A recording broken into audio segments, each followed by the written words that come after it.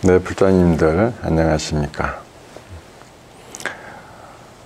자, 불교 박람회를 맞이하여 오늘 이 법회가 열리게 되었습니다. 불교 박람회를 아주 축하하고 또 우리 불교 박람회에 참석하시는 모든 분들의 가정에 평화와 행복이 깃들기를 축원드리겠습니다. 오늘은 우리 불자님들께 인과, 삼세 인과에 대한 이야기를 말씀드리도록 하겠습니다. 삼세라는 것은 조금 쉽게 얘기하자면 과거, 현재, 미래, 이것을 삼세라 부릅니다. 전생, 금생, 후생, 또 이렇게 얘기해도 될 것입니다. 우리 불자님들은 전생이 있었다는 것을 좀 믿으세요? 근데 생각보다 우리 불자님들 중에 안 믿는 분들이 좀 많으신 것 같아요. 조금 우려가 됩니다. 이 전생에 우리가 어떤 모습으로 살았고 또 내가 금생에 어떻게 살아가야 우리 다음 생의 모습이 바뀌는지 이것을 명확히 알고 있어야 우리 불자들이 불자답게 살아갈 수가 있게 됩니다. 그래서 삼세의 인과를 믿는 것은 굉장히 중요합니다. 우리 불교가 다른 것에 대해서는 이해하고 배우고 익히라는 이야기를 많이 하는데 인과에 대해서만 유독 믿으라 이야기합니다. 왜냐하면 믿어야 되기 때문이죠. 이 인과에 대해서는 믿음이 중요하고 이 믿음에 의해서 내 삶이 바뀌도록 되어 있습니다. 제가 예전에 미얀마를 한번 갔을 때인데요. 이제 거기는 우리 대승불교와는 좀 궤를 달리 하잖아요. 저희가 마하야나, 그쪽은 테라바나, 또 밀교는 바즈라야나 이렇게 해서 우리가 불교가 크게 구분이 되는데 거기는 테라바다입니다. 테라바다는 장로불교라 해서 이제 스승되는 스님들의 가르침을 그 제자들이 그대로 이어받는 그런 모습을 갖고 있습니다. 이제 그게 이런 테라바다 불교의 대표적인 곳이 바로 미얀마가 됩니다. 미얀마에서 큰 법회가 열린다고 그래서 제가 그냥 방문했어요. 손님으로 간 게 아니고 그냥 방문하고 싶어서 그 법회는 어떻게 열리는지 한번 구경하고 싶어서 조용히 갔습니다. 조금 이른 시간에 갔더니 행사 준비하는 것들을 좀 볼 수 있었습니다. 그런데 좀 일찌감치 와 있는 분들이 있었어요. 보니까 옷을 아주 화려하게 입고 그리고 아침에 미장원도 다녀오셨나 봐요. 아주 이쁘게 머리에 핀도 꼽으시고 전통 의상인 것 같은데 우리로 치면 한 한복 정도 될 것 같은데 굉장히 옷이 화려하고 너무 이쁘더라고요. 그런 분들이 맨 앞줄에 이렇게 자리하고 있었습니다. 그래서 이제 그쪽 준비하신 스님한테 슬쩍 물어봤어요. 저분들은 어떤 분이냐. 그러니까 그날의 법회에 공양을 내시는 분들이래요. 우리로 치면 대중공양을 내시는 거죠. 그리고 또 다른 이름으로는 설판에 동참하신 분들인 거고 그런 분들이 맨 앞줄에 앉으시는 거예요. 그리고 이제 아마 그 행사 식순에 이분들이 좀 하시는 게 있어서 그런지 미리 리허설도 하고 그렇더라고요. 아주 그분들의 얼굴은 너무 기쁜 표정이었어요. 자, 그러고 나서 법회가 시작이 되었습니다. 그래 봤더니 그분들은 맨 앞줄에 앉는데 사람들이 너무 많이 와가지고 조금 이렇게 조금 가난하고 이런 분들은 좀 맨 뒷줄에 이렇게 서 계시더라고요. 조금 불편해 보이기도 했습니다. 그래서 제가 그분들에게 갔습니다. 가서 저 앞에 계신 분들은 저 왜 앞에 계시냐.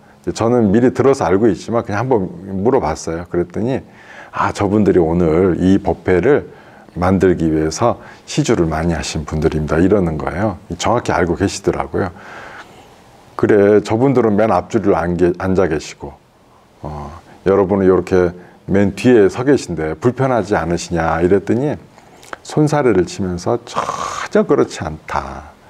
저분들은 전생에 공덕을 많이 지어서 지금의 저 자리에 간 것이고 또 부처님 전에 또 승가에 시주를 많이 하셨다. 저 자리에 앉을 만한 충분한 자격이 되고 나도 저 모습이 너무 부럽기 때문에 언젠가는 나도 돈을 많이 벌어서 저분들처럼 시주를 많이 해서 스님들에게 우리 승가에 공덕이 되도록 하겠다, 또 도움이 되도록 하겠다, 이렇게 자신의 원력을 얘기하더라고요. 굉장히 그 말씀을 하시는 표정이 굉장히 행복해 보였습니다. 앞자리에 맨 앞줄에 계신 분들도 행복해 보였고, 맨 뒷줄에 계신 분들도 역시 똑같이 행복해 보였습니다. 왜냐하면 인과를 다 아시는 거죠. 인과는 우리가 보면 뭐 대승에서만 믿는 그런 게 아닙니다. 불교는 다, 모든 불자들이 다 인과를 똑같이 믿습니다. 이제 인과를 믿다 보니까 내가 지금 조금 손해를 본다고 해서 그게 결코 손해가 아니에요. 왜? 내가 노력하면 다음 생에 더 좋은 모습으로 드러날 수도 있고, 내가 또 금생에 공덕받는 일을 한다면 금생에 지금보다 더 나은 삶을 살 수도 있게 되는 것이거든요. 그렇기 때문에 인과를 믿으니까 이분의 마음은 질투심이 사라진 겁니다. 사실 마음속에 질투심이 있으면 굉장히 불행해요. 왜? 기뻐하는 사람이 있는데 그 기뻐하는 사람을 두고 함께 기뻐하지 못하거든요. 그러면 남들이 기뻐하는 걸 보면 마음속에 분노가 있는 거죠. 그게 질투심이에요. 그게 시기심입니다. 우리 불자님들은 이 질투와 시기심을 없애려거든 인과법을 명확하게 정확하게 알고 또 믿어야 되겠습니다. 우리 옛 스님들 얘기 들어보면 옛날 이야기 되게 많이 해주시잖아요. 옛날 이야기들의 대부분이 보면 삼세 인과에 대한 이야기를 많이 해주셨습니다. 저도 이제 그 큰 스님들께 많이 듣고 자랐었는데요. 그 얘기 한 토막 우리 불자님들께 이 기회를 빌어서 한마디 해드리겠습니다. 우리 한국에 유명한 속담이 있잖아요. 한국에 유명한 속담이 있는데 그 속담 중에 까마귀 날자 배 떨어진다 라는 내용 들어보셨어요? 들어보셨죠? 이게 뭘 의미하는 거죠? 그냥 지나가는 길인데 무슨 일이 생겨서 내가 오해받거나 또는 내가 욕을 먹거나 뭐 그런 일이 생긴다는 뜻이잖아요. 까마귀 날자 배 떨어진다. 전혀 의도치 않았고 자기는 어떤 의도도 없었는데 덕분에 배가 떨어져 가지고 무슨 손해를 본다. 뭐 그런 의미입니다. 이게 원래는 중국의 천태 스님이라는 스님께서 계셨는데요. 이 스님의 인과법에 대한 이야기 중에 이 부분이 나옵니다. 한문으로 얘기하면 이런 고사입니다. 오비락 파사두 하거든요. 오비락이 바로 까마귀 날자 배 떨어진다는 뜻이고요. 그러면 이게 어떻게 된 일이냐? 이제 하루는 천태 스님께서 수행 중에 있었습니다. 마음을 맑게 하고 조용한 수행에 들어서 선장 속에 이렇게 있었는데 갑자기 멧돼지가 막 불이 나게 오는 거예요. 후두둑 와. 그래서 스님 보고 숨겨달래요. 그러니까 스님께서는 잠시 저쪽으로 가 있거라 했어요. 조금 지나니까 사냥꾼이 옵니다. 사냥꾼이 와가지고 스님 혹시 여기 멧돼지 한 마리 못 보셨습니까? 얘기를 해요. 그러자 스님께서는 잠시 총을 내려놓고 내 말을 들어보시게 하고 이야기를 해줍니다. 사냥꾼의 전생에 대해서 얘기를 해줍니다. 이 얘기 한 토막 들어보시게 하고 전생에 대해서 얘기해 주는데 옛날에 까마귀가 있어요. 이 까마귀가 누구냐? 바로 사냥꾼의 전생이었던 거예요. 이 까마귀가 나무 위에 앉았다가 이제 좀 다 쉴 만큼 쉬어가지고 딱 박차 올랐는데 하필이면 그때 큰 배가 뚝 떨어졌어요. 근데 그 배 밑에 뭐가 있었냐면 조그만한 뱀이 또아리를 틀고 있었어요. 근데 그 뱀이 하필이면 그 뱀 머리 위에 뚝 떨어져 가지고 배가 뚝 떨어져서 갑자기 이 뱀이 죽어버렸어요. 안타까운 일이죠. 근데 이 까마귀는 결코 뭐 의도한 게 아닙니다. 이제 또 몇 생이 흘렀어요. 또 만났어. 이번엔 어떻게 되느냐. 이번에 그 사냥꾼이 이제 까마귀였다가 이번에는 그 꿩으로 태어난 거예요. 그리고 뱀이었던 그거는 요번에는 멧돼지로 태어났어요. 멧돼지는 주로 뭘 먹고 살아요? 우리 절 주위에도 멧돼지가 있더라고요. 얼마 전에 제가 멧돼지가 땅을 막 흐트러는 거를 봤습니다.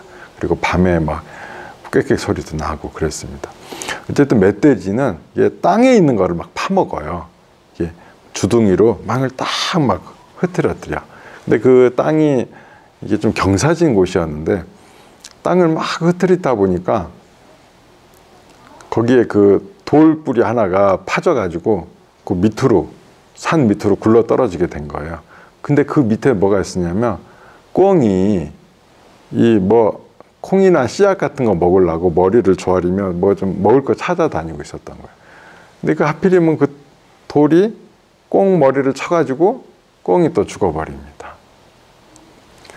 이렇게 해서 또 둘의 인과관계가 조금 더 안 좋아지는 관계로 변한 거죠. 또 조금 시간이 지났어요. 이 멧돼지는 계속해서 멧돼지로 태어났고 꿩은 다음에 뭘로 태어나냐, 요번에는 사람으로 태어난 겁니다. 이제 사냥꾼이 돼서 먹을 거를 이렇게 사냥하고 사는 사냥꾼이 되었는데 갑자기 산에서 멧돼지를 본 거예요. 멧돼지를 보니까 막 분노가 확 일어. 저걸 내가 꼭 잡아서 죽여가지고 내가 꼭 잡아 먹어야 되겠다는 마음이 갑자기 분노처럼 확 일어나는 거예요. 그래서 불이 나게 이제 멧돼지를 쫓아다니는 겁니다. 그러다가 이 천태 스님을 만난 거예요. 그래서 스님께서 여기까지 일러주신 겁니다. 자네의 전생은 꿩이었네. 그리고 자네를 죽이긴 게 바로 자네가 쫓아다녔던 그 멧돼지고, 그 멧돼지는 몇 생을 지나서 아직도 지금 그 멧돼지로 살고 있네. 자, 그럼 이제 자네는 어떻게 할 것인가? 뭐 어떻게 해야 되겠어요? 이 악업의 굴레를 끊어야죠. 근데 이 사냥꾼은 천태 스님의 이야기를 깊이, 마음속 깊이 받아들여서 어떤 의미로 얘기하시는지 정확히 알고 있었습니다. 그래서 그날부터 총을 내려놓고 사냥꾼의 직업도 버리고 출가하여 수행자가 되었다고 합니다. 이처럼 3세의 인과는 계속해서 이어져 있습니다. 이어져 있다 보니까 내가 의도했던, 의도하지 않았던 그런 결과로 인해서 내가 억울한 일을 당하기도 하고, 내가 또 뭐 옛날에 좋은 일한 과보의 결과를 받았을 때는 좋은 복이 생기기도 하고, 또 아픔을 당하기도 하고, 이런 일들이 계속해서 우리는 생기는 겁니다. 한치 앞을 알 수가 없는 거예요. 언제 어떤 생의 삶이 나한테 다가와서 나를 어렵고 힘들게 하는지, 또는 나를 기쁘게 할지 알 수가 없습니다. 이렇게 3세의 인과는 내 삶을 뒤흔들고 있는 거예요. 뒤흔들고 있다 보니까 이 삶을 우리가 언제까지 살아야 되겠어요? 힘들잖아요. 내 앞이 한치 앞도 모르고 내 전생에 의도치 않은 결과 때문에 내가 불행을 겪고 있는데 그 삶이 행복하겠어요? 언제 나쁜 일이 생길지 모르는 아주 불안한 삶이 연속해서 일어나는 거죠. 마음도 힘들어지고 몸도 힘들어지고 다 같이 힘들어지는 것입니다. 자, 그러면 이때 부처님께서는 3세의 인과를 알고 나면 행복의 길이 있다라고 말씀하셨습니다. 자, 부처님께서 3세 인과에 대해서 설하신 경이 3세 인과경이라는 경이 있습니다. 그 내용에 이런 구절이 나옵니다. 만약 전생의 인과를 모를진대 다만 이생에 있어 복받는 사람을 볼지니라. 만약 후생의 인과를 알고자 할진대 이 세상에서 행동하고 있는 것을 볼지니라 라고 하였습니다. 자, 내가 지금 전생에 어떤 모습으로 살았는지 이거를 보려면 지금 내가 어떻게 살고 있는지를 보면 되는 거예요. 지금 잘 먹고 잘 살아. 전생에 복을 많이 지었던 겁니다. 지금 좀 불행해. 전생에 뭔가 악행을 한 가지는 했던 겁니다. 자, 다음 생이 궁금하세요? 다음 생이 궁금하면 지금의 내 모습을 보면 돼. 내가 지금 뭘 하고 있는지, 내가 지금 뭘 하더라도 남에게 공덕이 되는 일을 하고 있는지, 내가 뭘 하더라도 남에게 손해를 끼치는 일을 하고 있는지, 이거를 안다면 내 다음 생이 어떻게 될지는 명확하게 보이는 겁니다. 저희 절에서 한 달 전쯤부터 해서 되게 작은 불사 하나를 열었어요. 뭐냐면 올해 날씨가 어땠어요? 장마가 굉장히 길었죠. 태풍도 여러 개 오고 아주 뭐 또 뚝뚝 무너지고 해서 아주 수재민도 많이 생기고 작은 불행이 있었습니다. 그러다 보니까 우리 절도 산속에 있잖아요. 산속에 있다 보니 길이 많이 훼손된 거예요. 이제 삼성가까지 가는 길들이 많이 훼손이 돼가지고 이제 이 길을 좀 보수를 해야 되겠는데 흙을 갖고 올라가야 돼요. 좀 높은 곳에 있어서. 그러니 이 일이 쉽지가 않은 일인 거예요. 길을 한번 다시 평탄하게 하고 길을 닦는 게 너무 어려워요. 그래서 이게 어려운 일이라면 여러 사람이 마음을 한데 모아서 한다면 쉽게 되지 않을까라는 생각에 제가 길 닦는 불사라는 것을 열었습니다. 이 길 닦는 불사라는 게 뭐냐면 높은 데까지 계단을 한참 올라가야 돼요. 높은 데까지 내가 흙을 퍼서 그거 담아가지고 이제 거기 위에 그 길에 흙이 다 쓸려가 버렸기 때문에 쓸려가 버린 그 길에 흙을 메꾸는 거예요. 여러 사람이 메꾸다 보면 언젠가는 메꿔지겠죠. 그래서 이제 시간이 걸리더라도 여러 사람이 길 닦는 것은 좋은 공덕이 되거든요. 내 앞길이 밝아져요. 그래서 내 앞길을 닦는다 하는 마음으로 길을 좀 닦으셔라 하고 해서 제가 길 닦는 불사를 열었습니다. 크게 준비할 건 없어요. 그냥 오셔가지고 흙을 저희가 쌓아놨으니까 그걸 갖다가 이제 바스켓에다 담아가지고 그걸 흰 단만큼 담아서 위에 들고 올라가서 이렇게 평평하게 펴면 되는 겁니다. 저는 이게 한 1톤 트럭 한 10차 분량은 올라가야 되지 않나 이렇게 생각을 했습니다. 그래서 참 오래 걸리겠구나. 이 불사를 시작을 했지만 얼마나 동참하겠나. 요새 역병이 돌아가지고 사람도 절에 잘 오지 않는데 쉽지 않겠구나 했지만 꼭 필요한 일이고 또 여러 사람이 동참하면 좋은 일이고 동참했을 경우에 내게 좋은 공덕이 생기고 의미가 좋기 때문에 이걸 시작을 했습니다. 막상 시작하고 났더니 아이고 참 참석률이 높아요. 많은 분들이 동참을 하는 겁니다. 그냥 여러분들이 동참해요. 그러니까 어린아이부터 할아버지 할머니 할 거 없이 수많은 사람이 동참을 하고 지금 벌써 한 1톤 트럭 한 3차 분량의 흙이 올라가 있어요. 벌써 얼마 안 됐는데 오신 분들은 한번 해보신 분들은 오실 때마다 하세요. 어떤 분들은 한 번 하고 어떤 분들은 3번 하고 어떤 분은 10번 하고 며칠 전에는 한 분이 오셔가지고 이제 보니까 매일 오시는 분 같아요. 그 매일 흙을 날라주세요. 그래서 감사 인사도 할 겸 아이고 좋은 일 잘하셨습니다 이렇게 하셨더니 선생님 저는 지금 매일 여기 올라와서 흙을 저렇게 날릅니다. 그래서 아이고 잘하시네요. 그랬더니 근데 저는요 불자가 아니에요. 그러는 거예요. 불자가 아닌데도 이렇게 우리 불사에 동참을 하고 계시는 겁니다. 그 말씀 하시면서 하루라도 이렇게 길 닦는 불사에 동참하지 않으면은 뭔가 하루가 찜찜하답니다. 그래서 매일 동참하고 계시답니다. 그래서 그 얘기를 듣고 굉장히 이제 마음속으로도 기뻐하고 그분도 칭찬을 많이 해주고 그렇게 했습니다. 정말로 이게 하시는 분들이 또 하고 그래서 흙이 빠르게 없어지고 있어요. 원래는 내년 여름이나 내년 가을까지 안 가겠나, 한 1년은 걸리지 않겠나.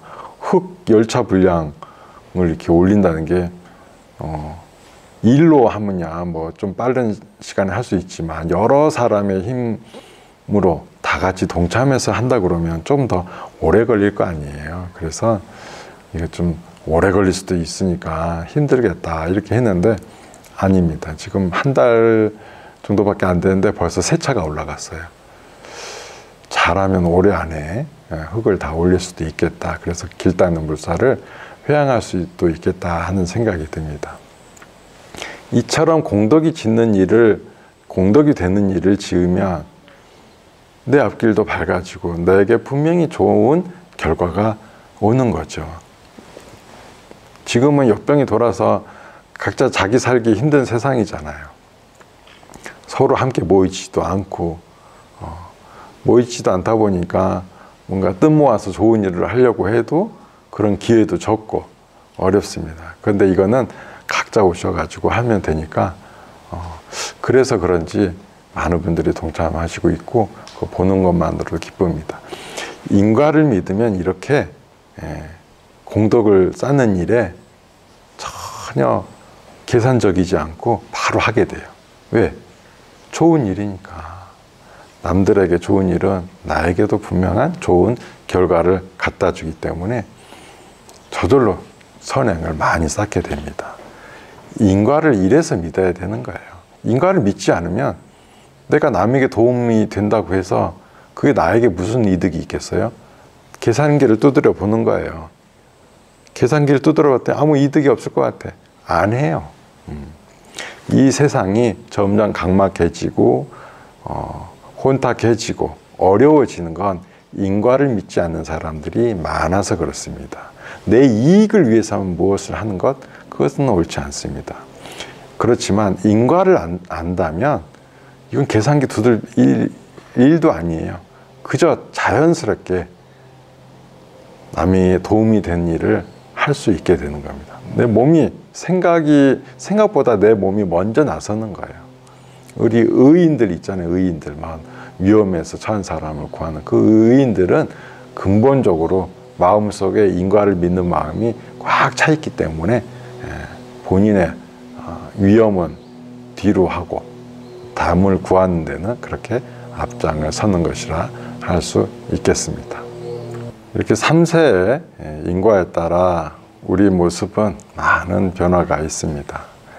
그러면 부처님 당시에 사셨던 분들 중에도 그런 변화를 겪으신 분들이 계신데요. 우리 보면 부처님께 제일 먼저 법문을 들었던 분들이 누구죠? 오비구라 그러죠. 그 중에 가장 대표되시는 분이 교진여이신데, 이 교진여는 전생에 부처님 법문을 듣게 되었어요. 부처님 법문을 듣는데 당시 부처님께서는 그 제자 가운데 한 분을 이제 칭찬을 하셨는데 어떤 칭찬이냐면 최초로 비구 가운데 법을 이해한 이다 이렇게 칭찬을 하신 거예요. 그러니까 부처님의 깨달음을 비구 가운데 최초로 얻었다 이런 얘기죠. 그 얘기를 듣고 이 전생의 교진여 존자는 굉장히 부러워합니다. 부러워서 마음속에 이런 생각을 품죠. 내가 다음 생에는 결정코 부처님 곁에 태어나서 제일 먼저 부처님 법문을 드리리라 이렇게 굉장히 큰 결심이죠. 그러고 나서 정말 다음 생에 부처님을 뵙게 되는데 그분이 누구냐? 바로 석가모니 부처님이십니다. 그런데 교진여 존자는 태어나기는 태어나는데 부처님보다 무려 한 40년 정도 더 일찍 태어나신 거예요. 그럼 어떻게 돼요?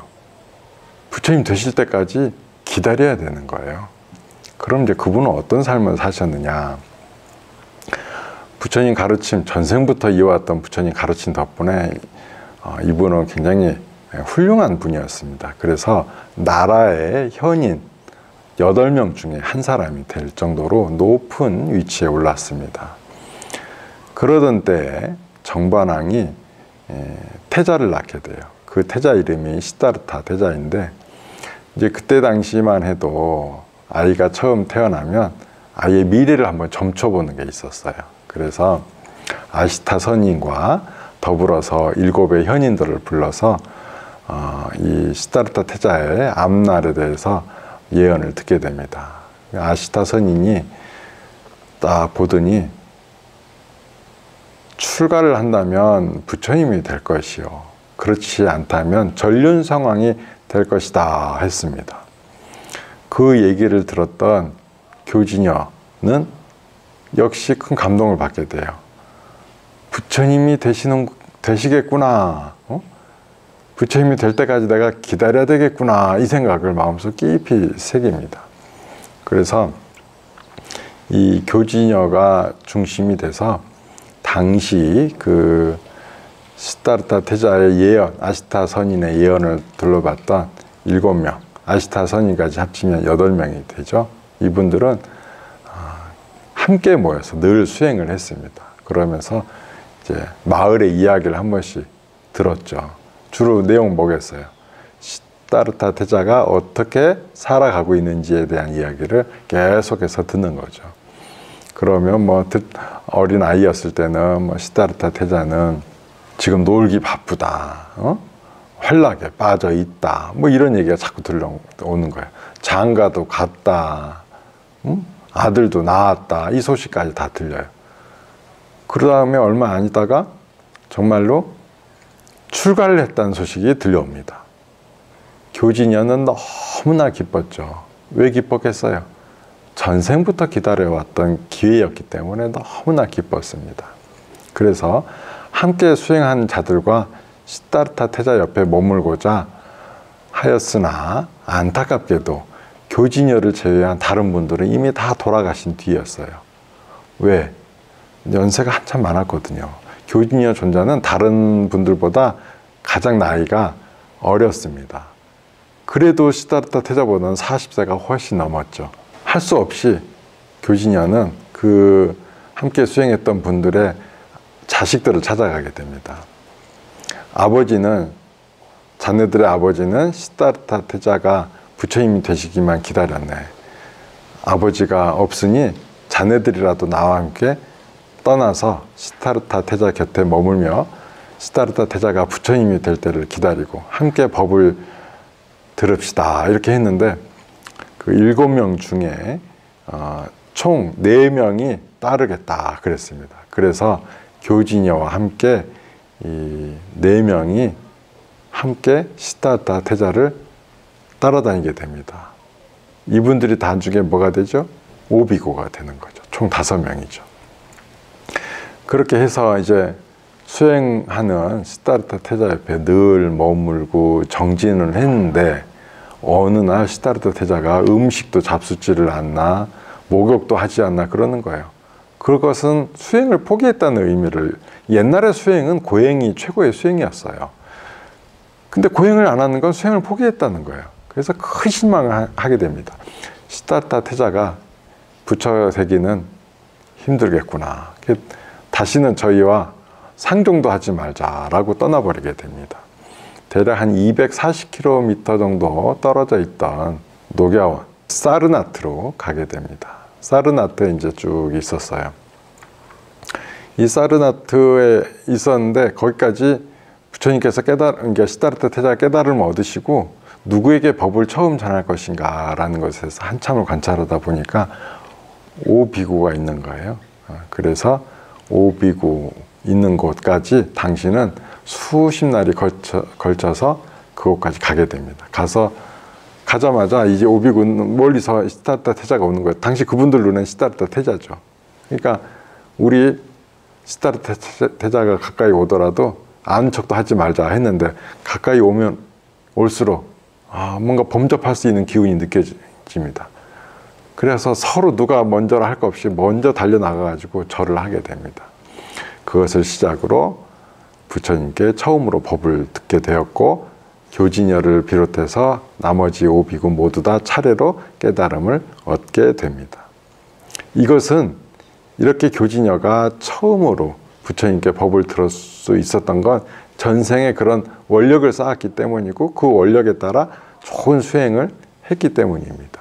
그런 결과로 이런 부처님께 처음 법문을 듣는 기회를 얻게 되는 거죠. 뒤에 이 교진여는 연세가 많이 든 뒤에 승단을 떠나서 홀로 살게 됩니다. 부처님께 허락을 구하고요. 그때 떠났을 때 코끼리들이 공양할 음식을 다 내주었으며 마지막 열반하신 다음에는 코끼리들이 장작을 쌓아서 다비까지 해 주었다 합니다. 이처럼 전생의 원력과 또 인과를 이렇게 만들어내면 분명히 이것이 이어지게 되어 있습니다. 제가 신자 가운데는 위사카라는 여인이 있었습니다. 7살 때 이제 부처님 법문을 듣고 깊은 신심을 발하게 되었는데요. 이는 나중에 시집을 가게 됩니다. 근데 시집 갔는데 시댁이 불교를 믿는 집이 아니었어요. 지금으로 얘기하면 자이나교도, 한문으로 표현하면 나형 외도라 부르는데요. 벌거벗은 외도다 그래요. 이분들은 옷을 입지 않았습니다. 이제 시집 간 날 시아버지가 그러는 거예요. 위사카야, 내가 현인들을 초대했으니 와서 인사드리거라. 그 얘기를 듣고 위사카는 아이고 스님들이 오셨는갑다 하고 기뻐가지고 뛰쳐나가게 됩니다. 나가는데 웬걸 벌거벗은 사람들이 막 수십 명이 와 있는 거예요. 깜짝 놀라가지고 뒤도 안 보고 방으로 들어가 버리게 됩니다. 시아버지가 그냥 아주 화가 머리끝까지 났어요. 왜? 자이나 교도의 그 지도자들이 그 시아버지를 막 뭐라 하는 거예요. 며느리 잘 들였다 했더니 어지간히 잘 들여서 저렇게요. 이렇게 훌륭한 분들이 와 있는데도 인사도 안 하고 저렇게 내빼고 가버렸다고. 집안이 어렵게 됐다고. 이렇게 혀를 끌끌 차면서 가버린 겁니다. 그러니까 시아버지가 기분이 어떻게 되겠어요? 아주 기분이 안 좋죠. 기분이 안 좋은데 이제 우선은 이제 처음이니까 실수련이 하고 이렇게 지나갔죠. 그런데 어느 날 시아버지는 밥을 먹고 있는데 그때 스님이 마침 탁발을 오신 거예요. 밖에서 음식을 좀 이렇게 주십사하고 바루를 들고 기다리고 있는 거를 위사카가 봤어요. 근데 아버지는 열심히, 시아버지는 열심히 음식을 드세요. 그때 위사카는 옆에서 부채질을 하고 있었는데, 그래가지고 이제 혹시 못 봤나 싶어가지고 이제 음식을 살짝 틀었어요. 왜냐면 그러면 바로 스님이 보였거든요. 그런데 슬쩍 보더니 본체도 많지 않고 막 음식만 잡사. 그러니까 할 수 없이 위사카가 부채를 내려놓고 이 스님께 갑니다. 가서 이렇게 얘기를 하죠. 스님, 저희 시아버지는 묵은 것만 잡수시기 때문에 오늘 스님께 드릴 공양이 없습니다. 다음 기회에 다시 오십시오. 이렇게 하고 스님께 이제 사과를 하게 되죠. 근데 그 얘기를 이 시아버지가 들었어요. 듣고 기분이 이제 확 상했죠. 왜? 자기 보고 묵은 음식만 먹었는데, 묵은 음식이라는 게 어떤 의미가 있어요? 상한 음식, 뭐 식어버린 음식, 뭐 그런 음식이잖아요. 묵은 음식이라는 게. 기분이 나쁜 거예요. 그래서 이번 건 내가 도저히 못 참겠다. 이젠 내가 이 며느리를 쫓아내야 되겠다. 근데 그 얘기를 하니까 위사카가 그러면 자기를 쫓아낼 거면 자기는 정시 재판을 받고 싶다 그러는 거예요. 그 당시에도 법이 있었거든요. 재판을 받아야 돼요. 며느리가 시아버지한테 달려들어서 재판까지 하자는 거야. 대단하죠. 지금 같으면 그렇게 하실 수 있겠어요? 지금도 어려운데 당시에 그랬답니다. 대단하신 분이죠. 자, 이제 재판관들이 이제 시아버지 얘기도 들었고 며느리 얘기도 이제 들어봐야 돼요. 시아버지가 그럽니다. 내 며느리가 감히 나한테 묵은 음식만 먹는다 그랬습니다. 저한테 상한 음식만 먹는다는 뜻이지요. 어떻게 저런 며느리를 데리고 살 수 있겠습니까? 그러자 이제 위사카에게 또 묻습니다. 너는 그런 일이 있느냐? 왜 그랬느냐? 그래서 위사카가 답을 해요. 저는 실제로 그런 얘기를 한 적이 있습니다. 하지만 제가 그 얘기를 한 데는 우리가 지금 이렇게 잘 사는 거는 전생에 공덕을 많이 쌓았기 때문에 지금 잘 사는데, 그러면 다음 생에 잘 살면 지금 스님들에게 공양을 잘 베풀어야 되는데 저희 아버님은 전생에 쌓은 공덕으로 지금은 잘 잡수고 있으면서 새로운 공덕은 짓지 않으려고 스님들께 공양을 내지 않으십니다. 그 얘기는 곧 묵은 음식을 먹는 거와 다를 바가 없는 겁니다. 새 음식은 이제 드실 수가 없는 거죠. 그 얘기를 듣고는 이제 다 재판관들이 이해가 가는 거예요. 아, 그래, 금생에도 공덕을 쌓아야 되는데 전생에 쌓아놓은 공덕만 까먹고 있구나. 근데 며느리 얘기가 더 맞는데 그 시아버지가 화가 하도 나서 며느리 쫓아낼 것 같아. 근데 옳은 이야기를 한 사람을 쫓아내는 거는 법도에 맞지가 않거든요. 그래서 이렇게 얘기를 합니다. 며느리를 쫓아내려거든 며느리가 가져온 재산에다가 가져온 만큼 똑같은 재산을 얹혀서 내보내라 그랬어요. 그러고 나니까 이제 위사카도 그랬잖아요. 재판까지 했는데 어떻게 사실 그 집에 살 수 있겠어요? 못 살지. 그래서 아버님, 전 이제 떠나겠습니다. 근데 이 위사카네 집안이 굉장히 부자였거든요. 그래서 가져온 재산이 500대 수레 분량을 가져왔다 그래요. 그런데 위사카의 시아버지인 미가라는 며느리가 집을 떠나면 자기가 500대 수레를 더 얹어줘야 되는 거예요. 이미 갖고 온 500대도 이제 자기 재산이 됐는데 그거 내놓은 것도 아까워 죽겠는데 더 얹어줘야 되는 거예요. 그게 어떻게 돼요? 붙잡아야죠. 역시 미가라는 붙잡았습니다. 붙잡고는 내가 네 말대로 다 들어줄 테니 떠나지 말아라 그러는 거예요. 그러니까 이제 위사카가 그럼 아버님 그 약속을 하셨으니까 꼭 지켜주시겠습니다. 뭐냐 그러니까 저는 하루라도 부처님이나 부처님의 제자를 보지 않고는 살 수가 없습니다. 그러니 아버님께서는 제가 스님들을 청하고 공양 올리는 것을 허락해 주십시오. 이렇습니다. 그러니까 이미 약속한 바가 있잖아요. 그래서 허락을 할 수 없이 하죠. 흔쾌히 한 게 아니에요.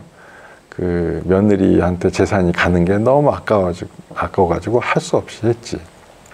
자, 위사카가 이제 부처님과 스님들을 초청하게 됩니다.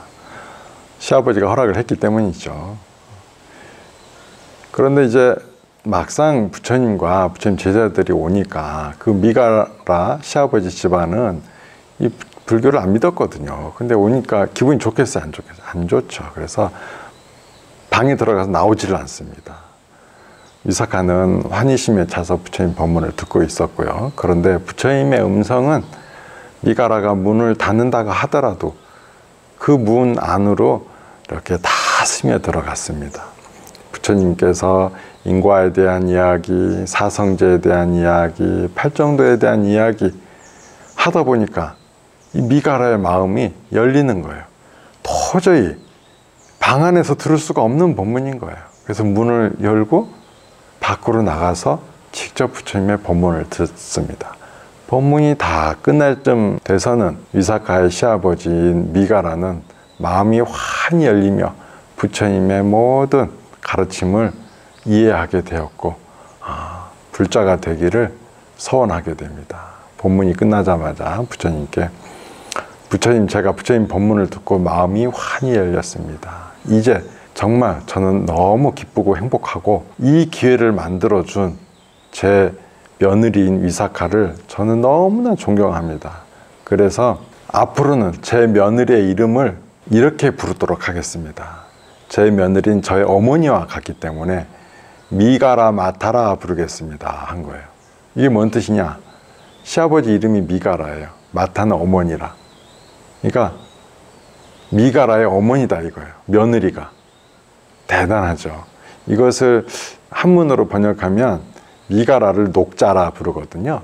그 다음에 어머니는 어미 모자가 되겠죠. 그러면 녹자모가 되는 거예요. 위사카의 별명이 하나 생겼습니다. 녹자모라고 부르게 됩니다.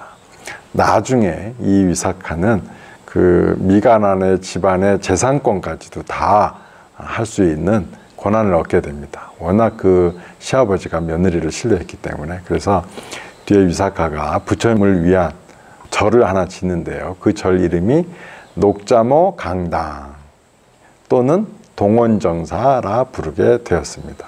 이 동원정사는 한 4층 건물로 이루어졌다고 합니다. 수많은 법회가 녹자모 강당에서 열렸습니다. 자, 이렇게 위사카는 공덕을 많이 지었잖아요. 불교가 없는 시아버지네 집안 또 그 동네 불교를 다 안 믿었거든요. 근데 그 동네를 다 포교를 해가지고 불자가 되도록 만들었습니다. 그러니 큰 공덕을 쌓은 게 되겠죠. 그리고 이 위사카는 뒤에 스님들이 멀리서 올 때는 항상 음식 공양도 베풀어 주고 또 떠날 때도 그 스님들에게 먹을 것도 주고 아주 정성을 다해서 스님께 공양을 올렸다고 그럽니다. 뒤에 이제 녹자모는 위사카는 죽음을 맞이하게 되는데요. 되게 장수를 하셨다고 그래요. 죽은 뒤에 이제 궁금한 거라. 그 많은 사람들이 도대체 녹자모 같은 공덕을 지었으면 도대체 어디서 뭘 하고 있을까? 많이들 궁금을 합니다. 그래서 부처님의 제자인 아나율이 천녀에게 묻습니다. 위사카는 지금 어디에 태어났고 무엇을 하고 있는가? 그 천녀가 답을 합니다. 위사카는 천신의 부인으로 태어났으며 아주 크고 화려한 궁에서 살고 계십니다. 큰 공덕을 지은 결과로 위사카는 늘 아주 훌륭한 천상세계에 태어나서 황비로 잘 지내게 되는 것입니다. 그곳에서도 법을 듣는 일을 멈추지 않았다, 그렇게 전해지고 있습니다. 이렇게 인과가 다 이어져 있어요. 전생에 내가 어떤 마음을 먹냐에 따라서 금생에 어떻게 살게 되고, 또 금생에 내가 어떻게 살아가고 있느냐에 따라서 미래생에 어떤 모습으로 내가 살아가게 될지가 다 드러나게 되어 있습니다. 이렇게 되면 다 밝아지는 거예요. 자, 이렇게 삼세인과는 명확한데, 자, 그러면 우리가 지금 이 세상에서 좀 더 나은 삶을 살고 싶진 않으세요? 지금처럼 서로 시기하고 질투하고 막 뺏고 뺏기고 원망하고 이런 그 욕망으로 가득 찬 세상, 이 세상에서 살아가기가 참으로 쉽지가 않습니다. 그럼 이 세상보다 한 단계 나은 세상으로 가야 돼요. 이 세상보다 한 단계 나은 세상. 그럼 이 세상보다 한 단계 나은 세상은 어디 있겠어요? 천상세계죠. 천상. 그럼 천상세계보다 더 좋은 데는 어디 있겠어요? 극락세계가 있겠죠. 그렇습니다. 그러면 우선 우리가 마음을 한 단계만 낮춰가지고, 그래, 천상세계, 우선 천상세계를 목표로 해보자. 자, 그러면 천상세계 가려면 어떻게 해야 되겠어요? 어떻게 해야 천상세계 갈 수 있을까요? 그냥 착한 일만 하면 될까요? 네. 무조건 아무거나 착한 일 한다고 다 천상세계에 갈 수 있는 것은 아닙니다. 천상세계에 사는 중생들의 사는 형태가 있어요. 그이들은 살생을 하지 않고 거짓말을 하지 않으며 술을 먹지 않고 남을 비난하지 않으며 늘 겸손하고 작은 음식만 먹으며 언제나 남을 위해 희생합니다. 자, 이런 내용이 뭐가 있을까요? 우리 불교 안에 계율이 있죠. 계율 안에 천상세계에 사는 중생들의 모습이 다 드러나 있습니다. 계율을 우리가 천상에 오르는 사다리라고 부릅니다. 왜냐하면 계율만 지키면, 이 계율은 천상세계에 사는 사람들이 사는 규칙이니까 내 업이 천상의 업과 같아지는 거예요. 그러면 자연스럽게 천상에 태어나는 것입니다. 우리의 삶을 이렇게 이끌어가는 것이 바로 업이라는 것인데요. 업은 내가 좋아하고 익숙하면 익숙할수록, 그러니까 자주 하는 거죠. 그러면 그게 업으로 남아요. 한두 번 했다고 업으로는 잘 안 남고요. 자꾸 똑같은 일을 반복하면 업이 돼요. 특히나 거기서 좋아한다. 그러면 더 큰 업이 되는 거죠. 그럼 남을 막 죽이는 걸 좋아해. 남이 죽는 거 보면 막 신기하고 재밌고 막 웃음이 나고 기뻐, 쾌감이 나. 다음 생은 어떻게 태어날까요? 축생계 또는 지옥세계로 태어나게 되겠죠. 내가 어떤 삶을 살아갔냐가 내 삶을 바꿉니다. 그것을 우리가 그냥 쉽게 말해서 업이라고 부르는데, 자, 그럼 그 업이 나쁜 업을 지으면 되겠어요? 아니면 착한 업을 지어야 되겠어요? 나쁜 업은 지으면 안 되겠죠? 나쁜 업을 뭐라고 부르느냐? 악업. 착한 업을 뭐라고 부르느냐? 선업. 악업을 지으면 축생계나 지옥세계로 가고, 선업을 지으면 인간계에 남거나 천상세계로 가게 되는 거예요. 그러면 우리의 할 일은 명확해지는 것입니다. 가장 불자의 기본이 되는 계율, 뭐죠? 가장 중요한 최초의 계율은 세 가지. 부처님의 가르침 정정하신 스님들께 귀의합니다. 이걸 삼귀계라고 그래요. 요거보다 한 단계 살짝 높아진다? 5계가 되겠죠. 살생하지 않고, 투도하지 않고, 사음하지 않고, 이런 것들. 이렇게 5계가 되겠고, 요 5계보다 또 한 단계 넘어가는 또 가르침이 있습니다. 이거는 팔관제계라는 게 있어요. 이 팔관제계는 누구 때문에 이게 팔관제계를 설하게 됐냐면, 제가 조금 전에 설명을 했던 위사카 때문에 이 팔관제계를 설해지게 됐습니다. 위사카가 보니까 본인은 스님들께 공양을 많이 올리잖아요. 왜 올리겠어요? 존경심 때문이죠. 존경심 때문에 공양을 많이 올리는데 출가하고 싶은 마음이 있는 거예요. 스님처럼 되고 싶다. 근데 이미 본인은 결혼도 했고 애도 많이 낳았고 거느려야 할 식솔도 많고 사업체도 크고 몸을 움직일 수가 없는 겁니다. 그런데 어떻게든 스님들과 같은 삶을 살아가고 싶었습니다. 그래서 부처님께 여쭙게 되죠. 부처님, 제가자로서 어떻게 하면 스님들과 같은 공덕을 짓고 스님들과 같은 삶을 살 수 있겠습니까? 그러자 부처님께서는 그때 팔관제계를 설해 주시게 됩니다. 한 달에 6일만 지키면 돼요. 왜냐하면 스님들은 매일 지키지만 제가자는 그 매일 지킬 수 없단 말이죠. 그래서 한 달에 딱 6일만 지키면 됩니다. 6일만 지키되 우리 비구 스님들은 250가지 계율을 지키거든요. 근데 그 250가지를 다 지키게 한 게 아니라 제가자니까 딱 8가지만 지켜요. 앞에 얘기했던 5가지 5개에다가 그 다음에 3가지 더 합니다. 뭐냐면 때 아닌 때 먹지 않는다. 몸에 화려한 향을 바르거나 장신구를 하거나 풍류 잡히지 않는다. 또는 또 하나는 이제 높은 자리에 앉지 않는다. 요 3가지가 돼요. 이 3가지는 어떤 의미를 담고 있느냐. 때 아닌 때 먹지 않는다. 스님들은 점심 이후에는 예전에 공양을 드시지 않았어요. 점심 때까지만 딱 공양을 잡수시고 저녁을 안 먹었습니다. 이걸 오후 불식이라 하는데요.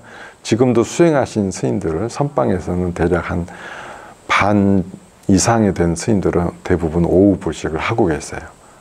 부처님 당시처럼 살겠다 해서. 그러니까 오후에는 안 먹는 거라. 딱 12시 넘어가면 일체 음식을 손에 대지 않는 것. 요렇게 해야 돼요. 제가자일지라도. 근데 매일 하는 건 아니라 한 달에 6일만 하면 된다는 것. 또 하나는 몸에 화려한 장신구를 달지 않는 거예요. 또는 향수도 뿌리지 않고 막 놀러 가지도 않아. 그러니까 늘 놀러 다니고 맨날 옷 화려하게 입고 향수 막 뿌리고 다니는 사람들도 육제일만은 검소하게 화려하지 않게 소박하게 살아가는 것입니다. 이것이 의미하는 바는 뭐겠어요? 이것이 바로 부처님께서 말씀하신 바가 이 안에 다 담겨 있습니다. 뭐죠? 검소하게 살아라. 검소하게.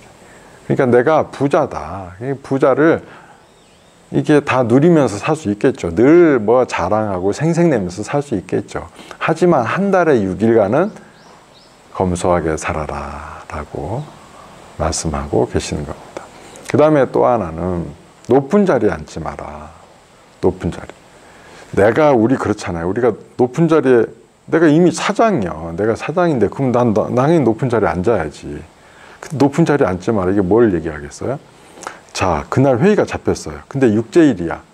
부처님께서 높은 자리에 앉지 말라고 그랬어. 그러면 사장석에서 내려오는 겁니다. 내려와서 과장님 자리 또는 신입 사원 자리, 그때그때 달라요.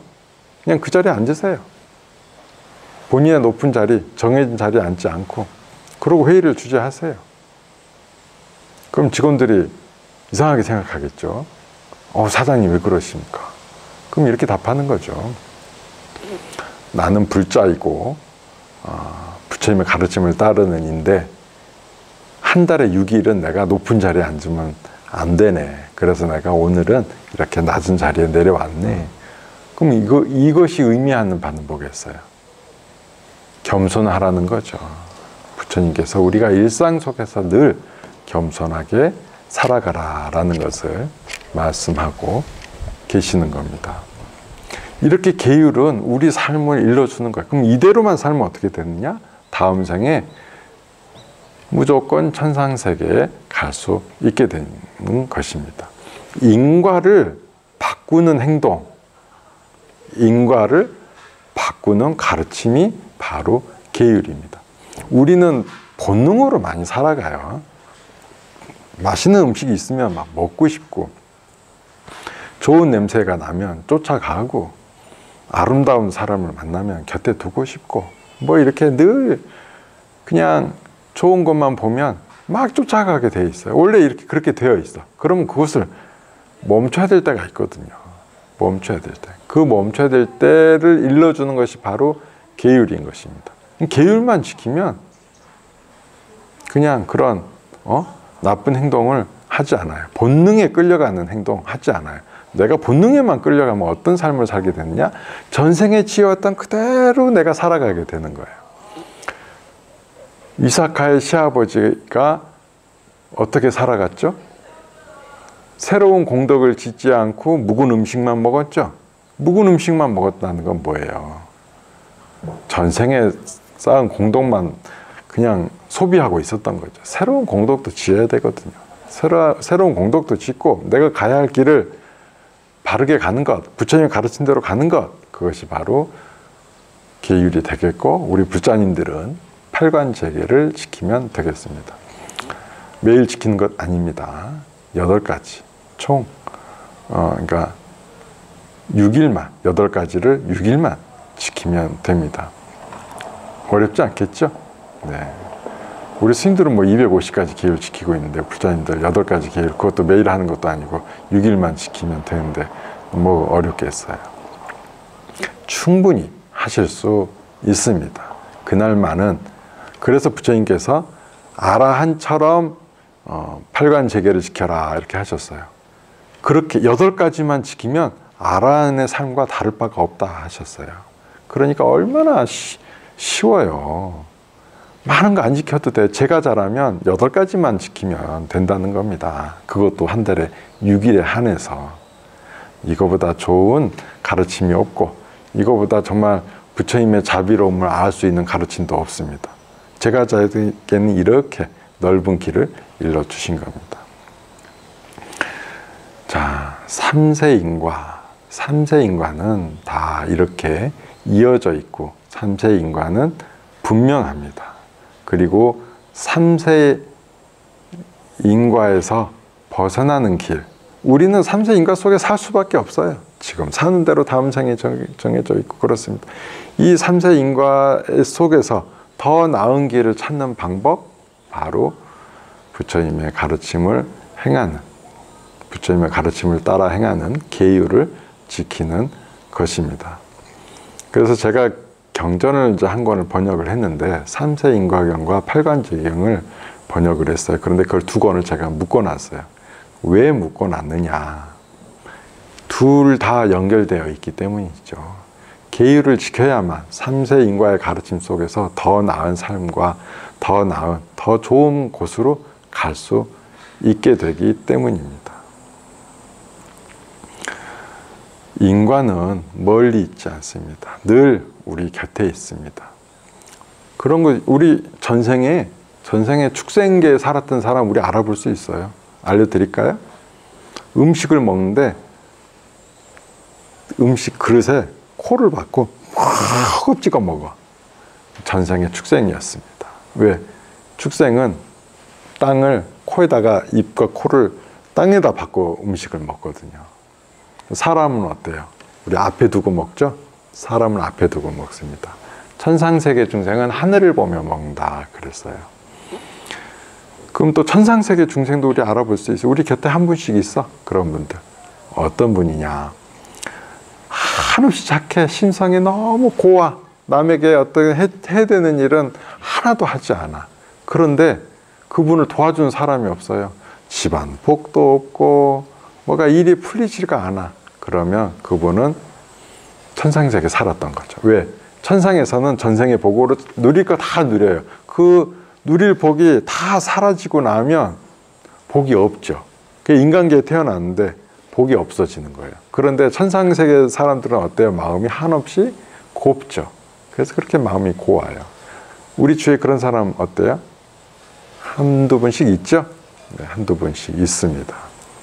그런 분들은 천상에 살았던 분들이고, 이런 분들을 보면 우리가 전생에 분명하게 있구나, 그러니 금생이 있고 다음 생도 있겠구나라는 것을 알 수 있게 됩니다. 자, 이렇게 그러면 인과 속에 살아가는 법, 더 나은 삶으로 가는 방법, 이런 것들에 대해서 일러드렸습니다. 자, 이렇게 되면 이제 요 다음 단계가 또 있을 거 아니에요. 온전히 부처님 가르침 안으로 들어오는 길. 그것은 제가 뭘 얘기했어요? 삼세인과를 먼저 믿어야 된다. 인과는 믿어야 돼요. 그럼 내 삶이 바뀌어요. 내 삶은 어떤 기준으로? 계율에 의한 기준으로. 자, 그럼 계율을 잘 지키셔야 돼요. 계율을 다 잘 지켰다. 그러면 우리가 수행에 들어가야 됩니다. 계율을 지킨 다음엔 수행이에요. 수행의 길은 뭐가 있어요? 염불도 수행이고요. 그 다음에 참선하는 것도 수행이고 그렇습니다. 각자 근기에 맞는 또는 인연 있는 스님께 가르침을 받고 그거에 따라 내 자신의 수행을 해나가는 것입니다. 이것을 선정을 닦다 그래요. 정을 닦다.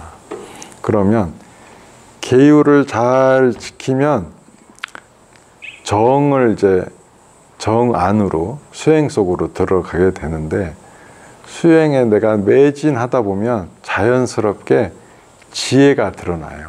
이것을 뭐가 같냐면, 우리가 바다를 비유를 많이 들거든요. 그러니까 파도가, 본래가 파도예요. 파도가 막 쫙 가라앉았어. 그러면 바다가 고요해지겠죠. 그럼 그 고요에는 뭐가 비쳐요? 이 세상 만물이 환하게, 밝게, 환하게, 아무것도 감춰진 것 없이 다 드러나게 되어 있는 것입니다. 이것을 바로 지혜라 그래요. 자, 순서가 있다고 그랬죠. 계율을 지키고 선정을 닦고, 그러면 뭐가 생긴다? 지혜가 생긴다. 이것을 우리가 불교의 핵심 가르침 중에 하나인 개정해 사막이라 부릅니다. 이게 연결되어 있는 거예요. 다 연결되어 있어요.